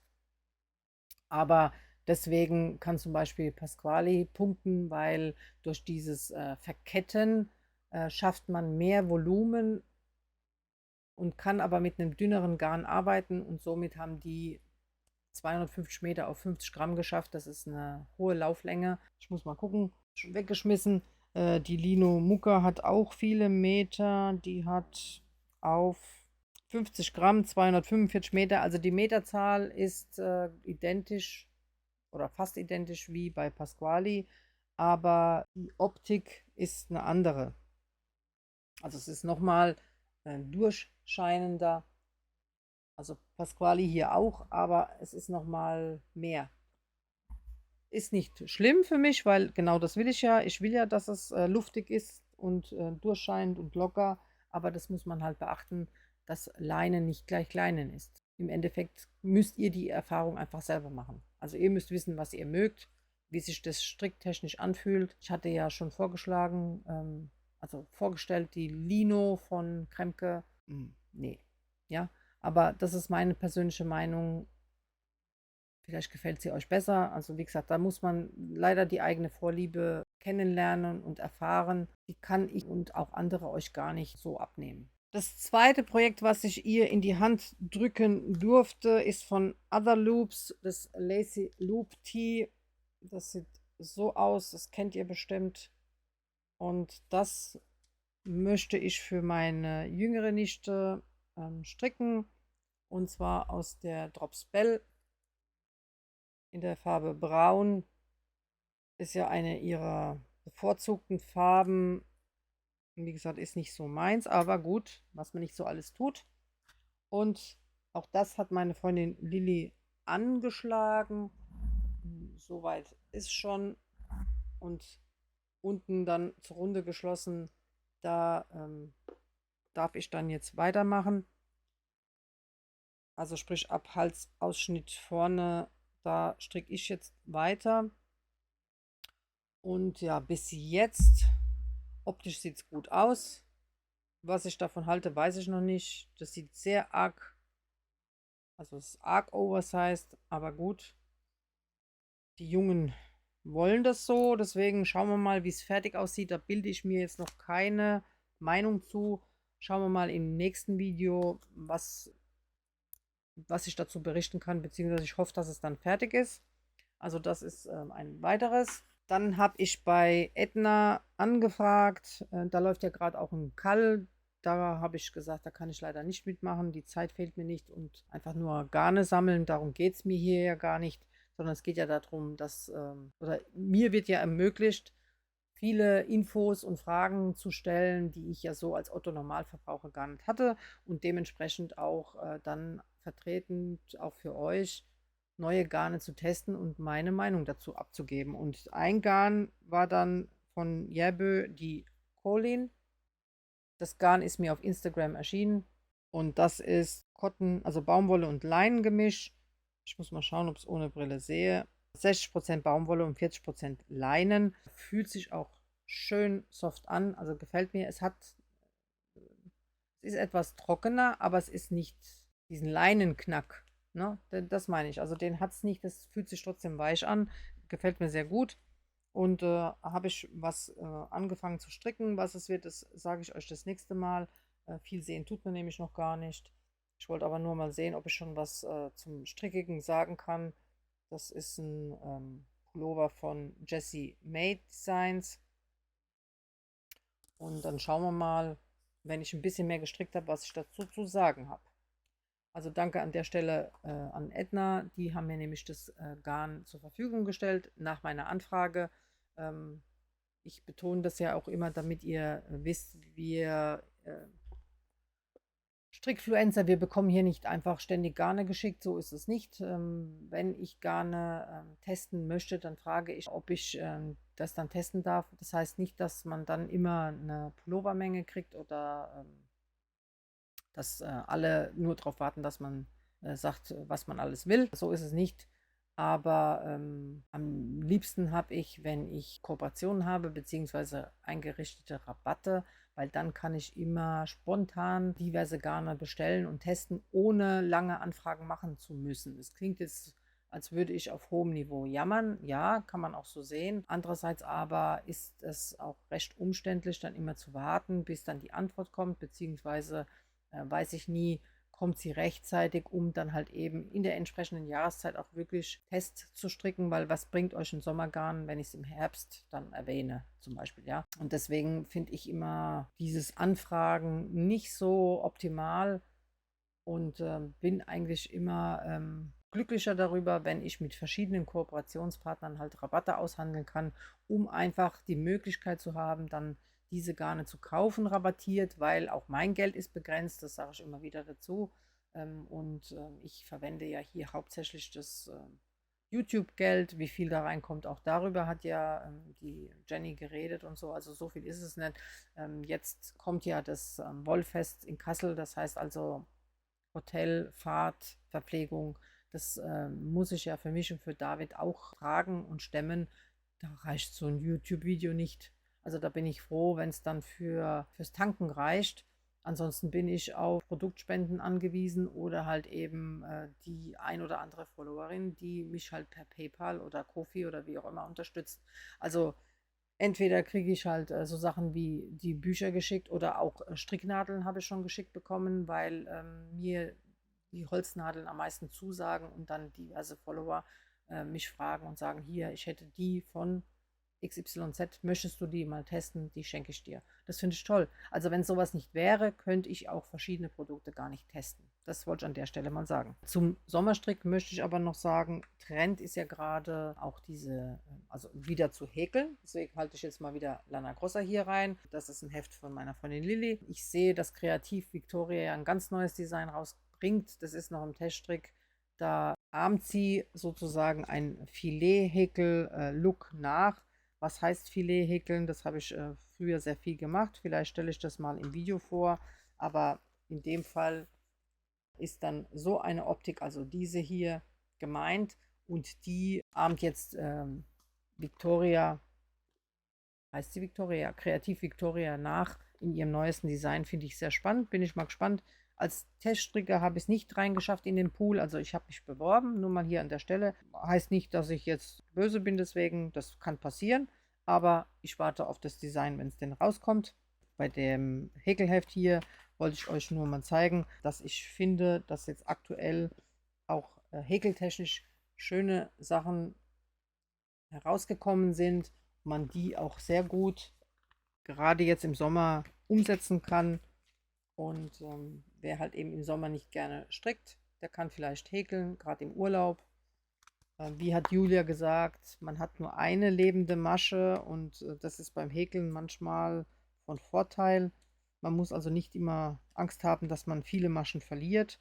Und mir hat, wie gesagt, das hier angetan. Das finde ich sehr, sehr schön. Auch mit diesem kleinen, na so rum, mit diesem kleinen Stehkragen, den das Top hat, spricht mich sehr an. Und ja, so viel zum Sommerstrick. Ich denke auf jeden Fall, dass es da genug Ideen und Variationen, gerade was das Häkeln angeht, gibt. Ja, noch ein Finished Object will ich euch also zeigen. Und zwar nochmal Socken, beziehungsweise nicht Finished Object, sondern ein WIP, sorry. Das sind diese Ribbon Socks von der Kat Kruse. Eine Kaufanleitung auf Ravelry.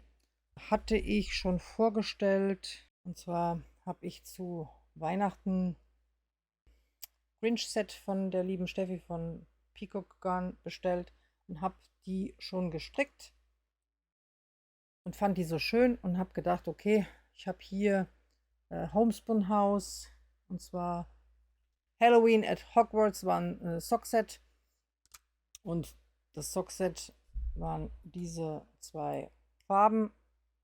Habe ich getauscht mit einer Strickfreundin, mit der lieben Esther, gegen einen braunen Sockstrang. Also das war Glühwein von Woollen Forest. War nicht meine Farbe und habe ich getauscht und habe das jetzt noch verpaart hier mit dieser tollen Wolle und zwar der Socks Merino 4-Ply von Svarta Faret. Das ist Etna, wurde mir gesponsert, also zugeschickt zum Testen. Und die zweite Socke, da bin ich schon bei den Streifen durch. Eins zu meckern habe ich schon. Und zwar muss ich sagen, ich hätte ein anderes Grün wählen sollen. Also im Sockset ist das Grün mehrfarbig, also so variierend, hell und dunkel. Und in der Kamera kommt es jetzt viel kontrastreicher hier rüber. Also hier in der Kamera kann man die Schleife besser erkennen. Im echten, wahren Leben weniger. Ich hätte mir gewünscht, dass das Grün solider gewesen wäre, so wie das Rot hier in dem Sockset.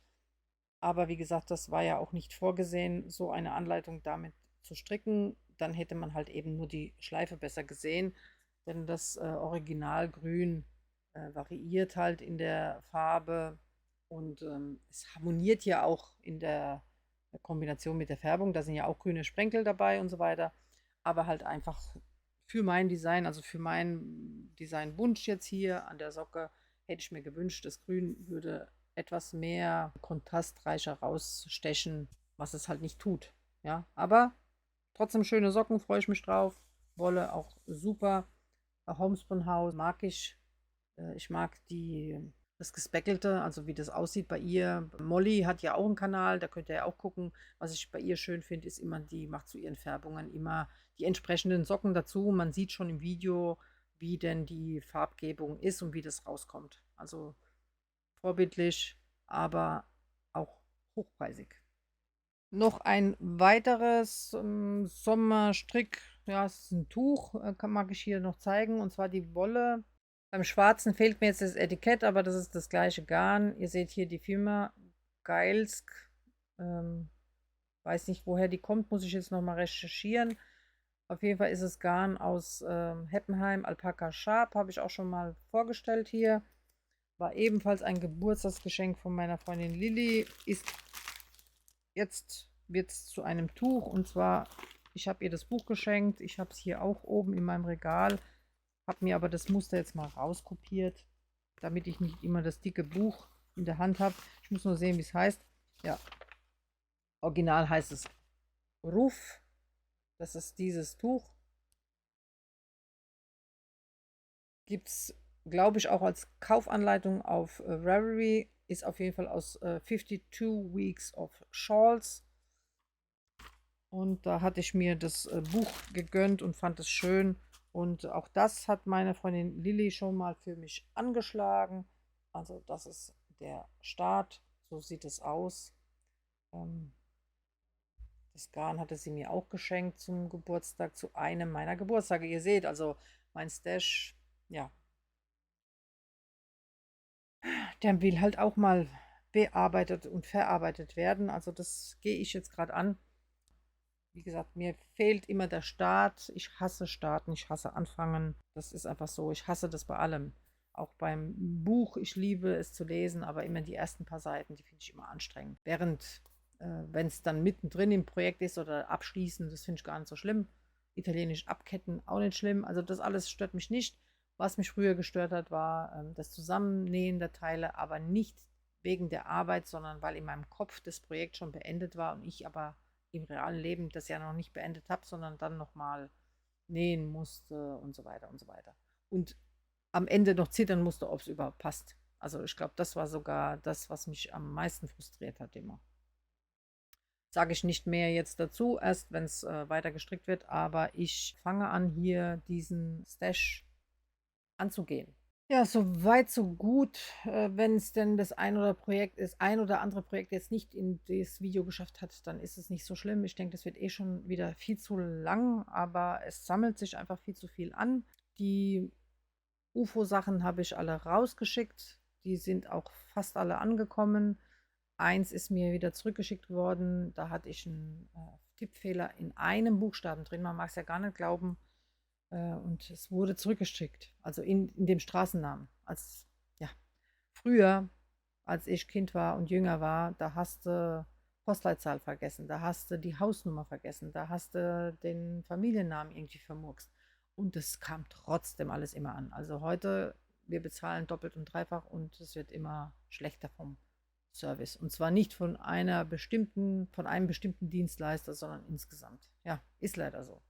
Also, statt dass alles verbessert wird, irgendwie habe ich so das Gefühl, wird es verschlimmbessert. Egal. Ich habe bei der lieben Mandy von Meine Wolle, Deine Wolle auf ihrem Instagram-Profil eine Farbe gesehen, die sich nennt, ich schau mal, ob sie es draufgeschrieben hat. Nö, das sehe ich jetzt nicht. Also wenn ich die Farbe von ihr geschickt bekommen habe, dann schreibe ich es drunter. Ich sehe es jetzt gerade nicht. Und zwar ihre Softsock in dieser tollen Färbung. Ja.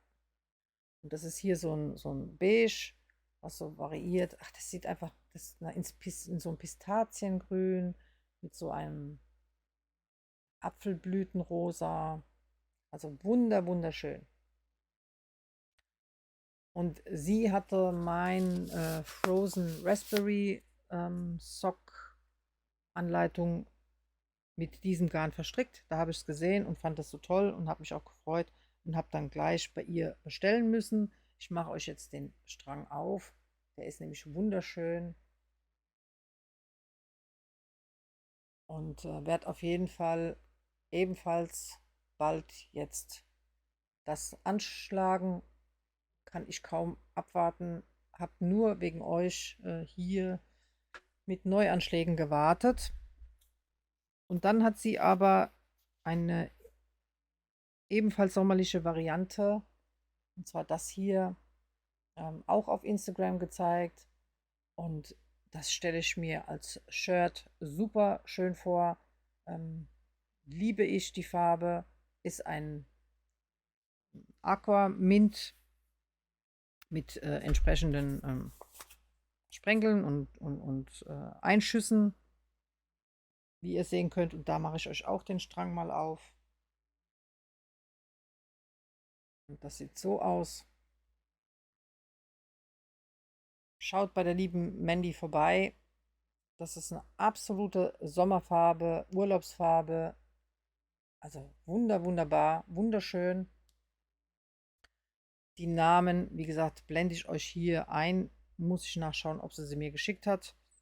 Softsock brauche ich nicht sagen. Viele von euch kennen die Qualität. Ist also super weich, kann man für Oberteile super benutzen, für Tücher, nicht nur für Socken. Und das ist auf jeden Fall Sockenwolle extra fein und 75% Schurwolle und 25% Polyamid. Superwash bis 30 Grad. Und das hüpft ganz schnell auf die Nadeln, liebe Mandy. Konnte ich nicht widerstehen, musste ich kaufen.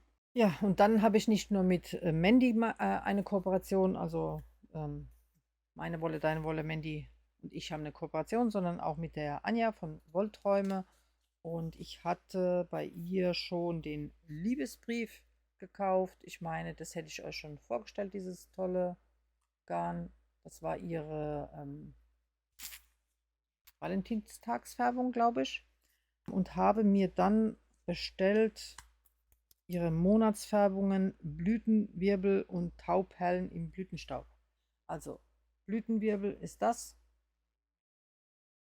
und Tauperlen im Blütenstaub ist das. Warum halte ich es jetzt so in die Kamera? Weil ich nämlich fand, dass Liebesbrief und diese anderen beiden so wunderbar zusammen harmonieren. Also ich muss mir da irgendwas überlegen. Ich wollte das eigentlich in mein Deckenprojekt mit rein verstricken. Ja, ich glaube, ich springe das nicht übers Herz. Das muss, glaube ich, ein Projekt werden. Welches weiß ich noch nicht, aber das ist auf jeden Fall viel zu schön, um in eine Decke zu verschwinden. Und einen Strang, den musste ich auch unbedingt haben, und zwar ist es die Juni-Färbung und das ist die Pool Party von Steffi von Peacock Garn. Und ja, ich glaube, ich brauche dazu nichts sagen. Das ist eine Classic Socks Qualität. Die Farbe ist einfach Bombe. Wird auch sofort gewickelt, wird mitgenommen. Dieses süße Armkettchen war dabei. Aber auf das hier freue ich mich mega. Und ja, einfach Sommersonne, Spaß. Und da bin ich echt gespannt, wie das verstrickt auch aussieht. Ja, ich habe euch jetzt ganz viel gezeigt, was hier eingezogen ist. Ich schaue gerade. Ich meine, ich hätte nichts vergessen. Es gibt ein Buch, was ich euch noch vorstellen will, aber nicht heute, sondern das nächste Mal. Und zwar hier Doodle-Motive stricken. Das ist auch neu erschienen beim Fresh Verlag. Jamie Lomax kennen vielleicht viele von Instagram. Sie macht auch so kleine Doodle-Karten und vertreibt die immer. Und über das Buch, wie gesagt, möchte ich das nächste Mal reden. Und der Fresh Verlag war so nett und hat ein zweites Exemplar dagelassen zum Verlosen. Deswegen möchte ich darauf eingehen, da im nächsten Video eingehen. Apropos Verlosen, ich habe jetzt noch ein Buch, was ich euch vorstellen will. Das darf ich nämlich verlosen. Ich mache jetzt aber auch schnell, denn hier wird es langsam immer heißer. Also ich kann es im Shirt aushalten, aber ich glaube, mein Laptop, dem wird es langsam zu heiß. Deswegen also kurz. Ich hatte es im Live mit Julia gezeigt. Und zwar geht es um Kalevala. von Jamie Fowle, erschienen im, wie heißt der konkret, Walmis Verlag. Und der Verlag ist neu für mich. Habe erfahren, dass der im Raum Heidelberg ansässig ist, was ja bei mir hier unweit ist. Und ich unterstütze gerne alles, ja, was hier um mich rum passiert, bis Frankfurt und nach Heidelberg. Jamie Fowle ist auch tatsächlich, seine Eltern sind hier unweit von uns, also ist auch aus der Gegend. Habe ich auch per Zufall erfahren, also weil ich mit ihm jetzt in Kontakt getreten bin über Instagram. Und ich habe das Buch in unserem örtlichen Buchladen entdeckt. Ja, wir lesen gerne und viel bei uns hier, und ich lasse mich auch immer von meinen Jungs inspirieren und auch von meinen Nichten und Schwester etc. pp. Aber wenn ich an der Buchhandlung vorbeilaufe, dann ist das für mich wie beim Wollladen. Dann muss ich auch mal reingehen und schauen, was gibt es denn Neues. Unter anderem gab es ein anderes Buch, was mich interessiert hat, was jetzt im September als Hörbuch rauskommt. Das habt ihr jetzt hier in der B-Roll gesehen, im Kurzclip. Das ist eine Vampirsaga. Das Hardcover, also das sind tolle Bücher, aber das Hardcover ist mir einfach zu dick, und deswegen höre ich es mir lieber an, weil das schaffe ich nicht die ganze Zeit in den Händen zu halten. Aber jetzt reden wir von dem, das lag genau nebendran, und Kalevala, hallo, wir Stricker kennen das doch aus den Strickbüchern, das hatte ich euch aber auch mal vorgestellt. Ich schaue mal, in welcher Episode, ob ich das finden kann, und habe Julia von Lorelei Nitz gefragt, ob sie nicht, oder Lorelei strickt heißt es ja richtig, ob sie nicht Kalevala vorstellen will, weil sie hat nämlich beide Bücher. Schaut auch gern bei ihr vorbei. Sie hat auch ihr Häkelbuch, was sie jetzt neu erhalten hat, auch vorgestellt. Sehr interessant. Also kannte ich nicht diese Designerin, und boah, was da so gehäkelt wurde, ist auch klasse. Also ich habe so zugehört. Nee, Quatsch. Aber ich muss mich schwer beherrschen, da nicht davon influenzt zu werden, weil mir die Zeit fehlt, nicht der Wille. Aber zurück zu dem, finnisches Epos ist bekannt, also die Kalevala, und nach diesem Epos ist, oder an dieses Epos ist so rum, ist diese Geschichte angelehnt. Es ist ein Fantasy-Roman, und ich habe es mir gekauft. Ist ein Softcover für 22,99, und ich lese mal kurz vor. Du weißt so gut wie ich, dass ein Krieg kommen wird. Die Vögel singen davon. Man kann es in den Nadeln der Bäume lesen, und die Sterne färben sich blutrot für die, die sie anzuschauen wissen. Und die Zeit ist gekommen, an der wir eine Seite in diesem Krieg wählen müssen. In Kalevala verblasst eine alte Ordnung, von Süden her verbreitet sich das Christentum, und mit ihm schwindet die Macht der Magie, der Mythen und der alten Götter. Im Norden sucht die Zauberin Lohui nach Wegen, um die Christen zurückzudrängen. Sie will den Sampo schmieden lassen, eine Zaubermühle, die Gold, Salz und Getreide erschaffen kann und ihrem Besitzer eine gewaltige Macht verleiht. Der Zauberer Wainamoinen stellt sich ihr entgegen und versammelt Verbündete: den Schmied Ilmarinen, der das Eisen singen hört, und den rastlosen Krieger Lemminkainen, der sich auf die Suche nach Rache begibt. Entschuldigt, wenn die Namen nicht richtig ausgesprochen sind. Ich kann kein Finnisch, aber ich war dann gleich Feuer und Flamme dafür. Hab's mir, wie gesagt, gekauft, hab's gepostet und bekam prompt dann von dem Verlag, also das wurde geteilt auf Instagram, und ob ich wüsste, was Kalevala ist. Und dann musste ich schmunzeln und habe gesagt, ja klar, weiß ich das. Finnisches Epos, weil, nee, da waren sie erstmal beeindruckt, und dann habe ich gesagt, ja, ich bin Stricker, Influencer, wir Stricker wissen das. Konnte ich gleich mal auftrumpfen mit etwas, wo sie nicht mit gerechnet haben, und haben dann auch gefragt, was und wie, haben das dann geteilt. Und dann habe ich dann gleich gesagt, okay, wenn ihr Lust habt, ich würde es ganz gerne bei mir auf dem Kanal vorstellen. Ich lese ja immer wieder mal, ihr kennt es ja, ich habe ja auch vorhin Bücher euch vorgestellt, und ich finde gerade im Urlaub, da hat man doch gerne mal auch einen Roman dabei. Also empfehle ich euch diesen hier, und eine von euch kann das gewinnen, und zwar mit Widmung, und dazu müsst ihr nur unten kommentieren, also hier Kalevala, und dann springt ihr in den Lostopf. Heute haben wir den 20. Ich würde mal sagen, teilnehmen könnt ihr bis zum, ich gucke gerade auf den Kalender, ganz kurz. 1, 2, 14 Tage, also bis zum, na, was ist es? 5. Juli. Dann ist ja auch das Kassel-Wochenende rum und dann kann ich praktisch am Montag schauen, wer denn das Glück hat und dieses Buch gewinnen kann und bei wem es einziehen darf. Und ja, ich muss es noch lesen, habe erst gestartet, mehr kann ich dazu nicht sagen. Ich bedanke mich auf jeden Fall hier beim Autor, also nochmal Jamie Fowle, und auch beim Verlag, Walmis Verlag. Schaut gerne bei denen im Programm vorbei. Vielleicht ist ja irgendwas dabei, was euch noch interessiert. Und ich bin immer dafür, Neues zu entdecken. Zum Thema Kassel, gibt es Pläne? Ja, gibt es. Auf jeden Fall nehme ich ein kleineres Budget zum Kaufen mit, denn viel zum Kaufen brauche ich gar nicht. Habe ja einiges hier im Stash, seht ihr ja selbst. Aber ich habe trotzdem was vor. Also ich möchte bei Helena vorbeischauen von Irida Design. Mannheim Naturfärberin, also die färbt mit Naturfarben. Wer also keine chemischen Farben mag, schaut gerne bei Helena vorbei. Dann auf jeden Fall bei Bernadette von Webetante. Da muss ich vorbeischauen, das ist auch auf jeden Fall ein Muss. Und Prujans habe ich gesehen, stellt wieder aus. Da schaue ich mir nochmal die Mermaid Tears an, beziehungsweise, habe ich es jetzt da? Nee, ich habe von Prujans Garn. Da muss ich mal gucken, wo ich es hin habe. Und das will ich eventuell mitnehmen und schauen, ob die irgendwas Passendes noch dazu haben. Ansonsten schaue ich mir die Ausstellerliste jetzt noch an davor, um ganz genau zu sehen, wen kenne ich noch nicht. Alle die, die ich schon kennengelernt habe, äh, ja, die sind ja jetzt nicht mehr neu. Also ich mache das ja jetzt schon eine Weile und habe auch schon einige Interviews gemacht. Was ich auf jeden Fall suchen möchte, und zwar Garne wie das hier, das ist Konfetti im Schnee, das ist 6-fach Sockengarn. Da habe ich ein paar schon gestrickt und euch vorgestellt. Das ist von Liz Minitz. Ähm, Ihr findet mein Sockenpaar ebenfalls an ihrem Stand. Da werde ich mal nach 6-fach Sockengarnen schauen, was Christiane hat oder sonst woanders.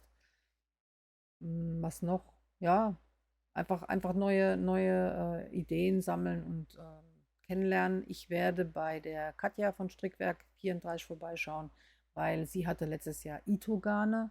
Die sind spannend. Und Garna, das hatte ich euch auch vorgestellt.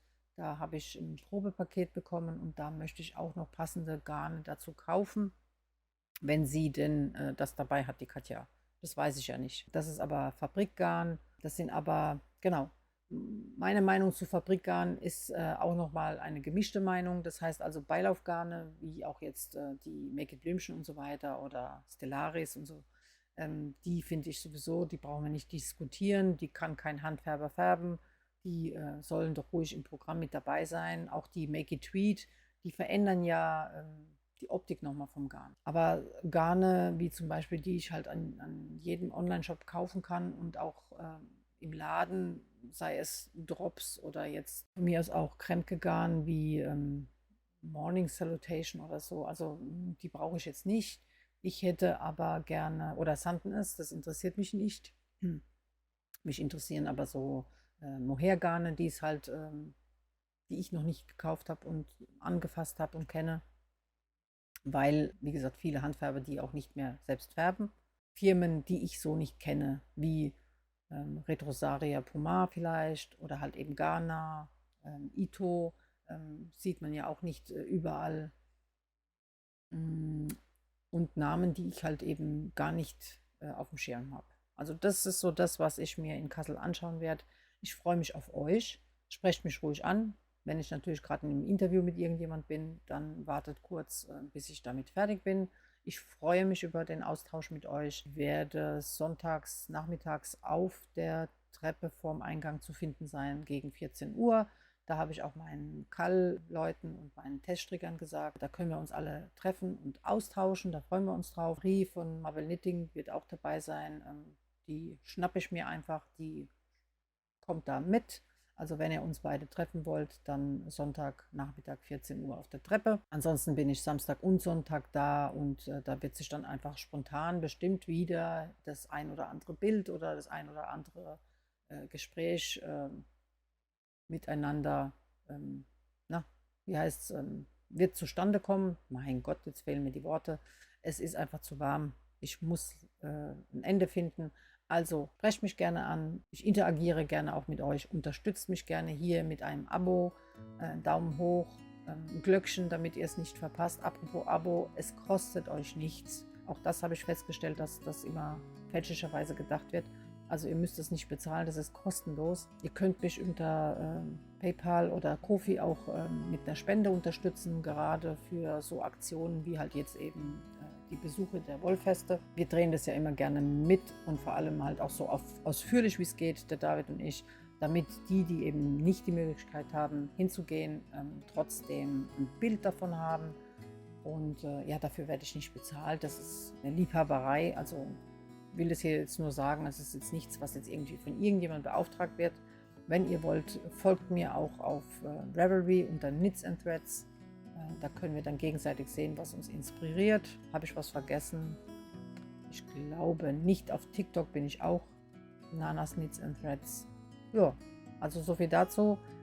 Ein kommendes Live, genau das wollte ich noch sagen, im Juli, den 20. Also es ist auch wieder ein Montag um 19:30 Uhr. Habe ich ein weiteres Live geplant und zwar diesmal mit Frau Wölfchen und mit Frau Feierabend Frickelein. Also das ist die Steffi und Frau Wölfchen heißt, glaube ich, auch Anja. Ich bin mit Namen so schlecht, also falls ich den falsch gesagt habe, ich werde es korrigieren. Aber Frau Wölfchen kennt ihr auch vom Wollfest in Worms. Und Frau Feierabend-Frickelein hat hier auf YouTube mit einer weiteren Kollegin auch einen YouTube-Kanal gehabt, der in der Strickszene sehr bekannt ist. Da freue ich mich drüber. Und ja, Thema wird sein, verschiedene Wollarten und Garne, die mir unbekannt sind. Also ich nutze das ja hauptsächlich auch, um mich selbst zu informieren und weiterzubilden in Sache Stricken und Hobby, weil das interessiert mich. Der Stein ist ins Rollen gebracht, also wenn es euch auch interessiert, dann schaltet gerne zu. Ich mache aber nochmal Werbung hier per Beitrag auf YouTube und auch auf Instagram. Also nochmal 20. Juli abends um 7:30 wieder hier auf meinem Kanal. Und dann lassen wir uns mal überraschen, was es denn alles gibt, was wir noch nicht wissen. Also bei mir wird es einiges sein. So, jetzt habe ich einen Knoten in der Zunge, ich kann nicht mehr. Ich hoffe, ihr hattet trotzdem Spaß und Lust an dem vielen, was ich heute wieder zu zeigen hatte. Ich hatte es auf jeden Fall. Ich freue mich auf euch und dass ihr mir zuschaut, auf eure Kommentare. Da freue ich mich jedes Mal wieder, was da so alles drin steht. Und vielen Dank fürs Zuschauen und bis zum nächsten Mal.